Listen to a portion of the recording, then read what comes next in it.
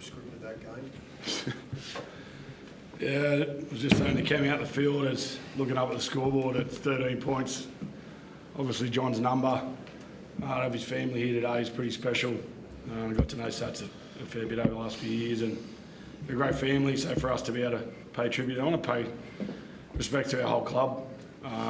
Blake, the commercial team, the media team, the tribute, the whole week has been fantastic, and we didn't talk about it a great deal as a team because we could see it. It was there, it was evident throughout the club, and yeah, I just felt at the times tonight that we didn't deserve to lose that game, and I'm really thankful that we got the 2 points.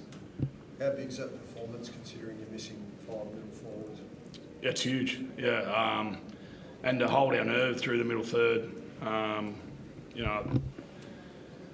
Skip here probably had a lot of pressure on him throughout the week. Not that that's come from internal, but I know how proud he is and how much he would have wanted to represent that jersey and to be out there for 80 minutes in a brutal affair against 2 quality sides and just keep turning up. It's pretty special. What did it mean to you, Cam? Yeah, it meant a lot. It's hard to put into words.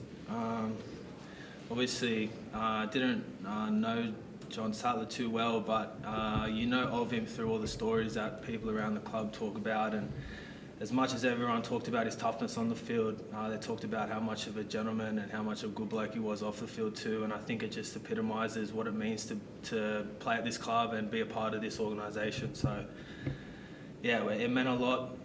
Like Coach said, it was, there was always a lot to play for tonight. I just kept reminding myself and the boys just to simplify it and just focus on our process and the occasion and the emotion will get us up for it. And it wasn't pretty, but we got the job done. So I'm just really proud of the boys tonight. Do you draw on that like you were down 12-10 and then 12-all? And do you draw on that? Look, when it went extra time? Yeah, I just did our best out there. In the heat of the battle, when there's a lot of fatigue in the game, you just do your best. So I'm just happy the boys dug deep and got the job done. JD, I guess Cam, there's also a fair few of your middles who did that tonight. Like Keon played 78, it's like almost all of them in the middle for guys usually on the edge. Yeah, I spoke to the players through the week. We had to make a choice whether we started Keon on an edge or pushed him out and then pushed him to the middle, or just started him in the middle. I had a good conversation with him early in the week, and I was so proud of his response. He just said, whatever you need me to do, I'll do it. If you need me to start in the middle, I'll play 80. Whatever you need. And that's what we needed tonight. We needed people with that attitude. But to be fair, the team's had that attitude all through pre-season.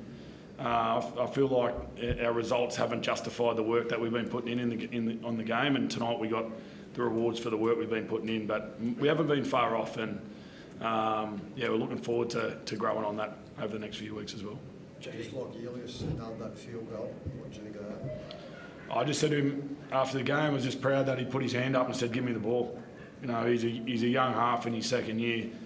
Everyone was expecting him to go Latrell, and he's hit them in the 20s before. He knows how to hit them, so he'll get a lot out of that. He'll get a lot out of us in that game as a young half. JD, big plays produced big moments. Can you talk us through Cody's performance tonight? Didn't give up on that play to score the try, and then pops up on the right when you needed him most to score the second.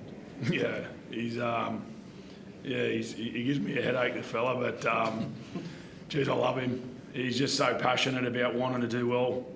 And it was one of those games. It was quite frustrating for us as well because we were creating half chances and we looked threatening and we probably weren't just nailing them. But when he popped up on the right hand side in the second half, working with Lockie down that edge, and he went looking for the footy, and his first try had no right to score that. He's had to get around 3 players on the kick chase and then still managed a miraculous effort. But I'm really proud of him tonight.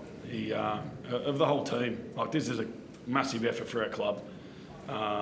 Right through the grades as well. So the players in the change room, then we won all 8 games in our club today. And that's a reflection of what that's meant to the club and how important it was for our whole organisation to win every grade across our 3 women's teams, our 5 men's teams. A great tribute. Got to be heated at times there. Did you have a view on Hamoli and the blow up with Damien Cook? Oh yeah, I thought he probably put a bit of weight into his ankle, but I didn't see it a lot. I thought they handled it pretty well. 2 teams going at it. The refs or whoever looks at it will look at it, but yeah, it wasn't. I didn't get a close look at it. You mentioned Cody there, obviously popping up on the right. The left edge has been so famous at South for the last couple of years, but this year the right seems to have really come into it. Is that something that you consciously thought at the start of the year to equalise the way that you attacked? We don't focus on one edge. You know, we play the game with our eyes, and when opportunities come, we need to be able to take them. And if things aren't working on one side, we need to go the other side. If teams want to open up, we have to go through the middle third. So I try to give the players as much freedom as they can to recognise opportunities and back themselves to take them.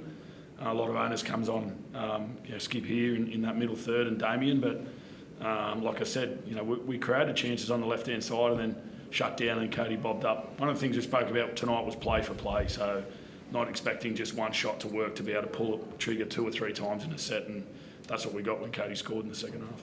How's AJ? Obviously a bit of strapping on his hamstring in that second half. Yeah, he just had a dead leg. Yeah, we thought he had a quad strain half time, but then they come back and said, no, it's a cork, so he was good to go. AJ's not notorious for playing tough, so he'll be fine. I feel like we ask you every week just about the forwards coming back next week. Who will be available next Friday? Harmo Saleh will be definitely back. He's passed all his protocols this week and he's itching to go, so hopefully we can get him through more than 2 minutes. That'll be good. But yeah, looking forward to having him back, and Jai Arrow's probably the week after. So the troops are on their way back, but the best thing about this group this week is no one talked about players missing.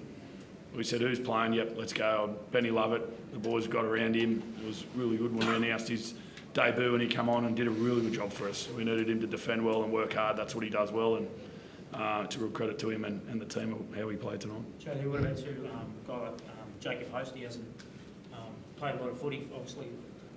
He's had to come back into a team that's missing basically a whole forward pack.